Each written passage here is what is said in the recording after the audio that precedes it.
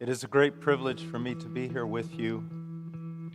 I always have a tremendous burden in my heart for young men, especially in this time in which we're living, when the world is in an upheaval, when nations are being cast down, rulers are being turned over to foolishness, and God continues to reign. These are the worst of times. These are the best of times. Because I serve a king whose kingdom never ends.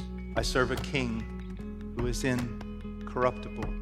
I serve a king who has proven himself to me by his own blood on the tree. I serve a king who has never failed me in the few years that I have walked upon this earth. Though all hell break loose, I am encouraged and I am strengthened, not by some inner will, not by some inner force, but by the grace of God, knowing that whatever comes, my Lord reigns and his kingdom is just. And I'm here today, this evening.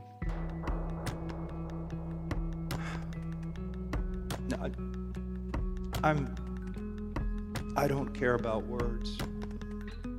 Matter of fact, I'm so tired of so many words with so little power. I'm here today, young person, that you might be transformed, that you might be changed, that you might become something you're not, that you might belong to him, truly belong to him, lock, stock, and barrel, every part of you, that you would stop being a child, that you would stop acting like silly little boys, that you would become men, but true men, not conform to the image of some silly superhero that is neither a hero nor super, but conform to the image of Christ, and conformed also to that long train of men that for the last 2,000 years have laid down their life for him.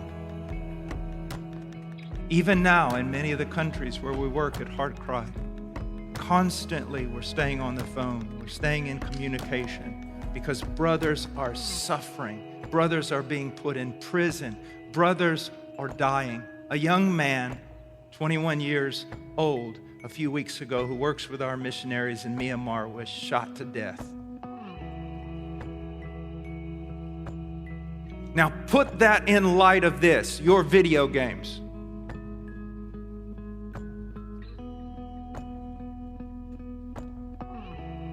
My wife always says this: if a man-eating lion got loose in the United States of America, it would starve to death because there aren't any men to eat.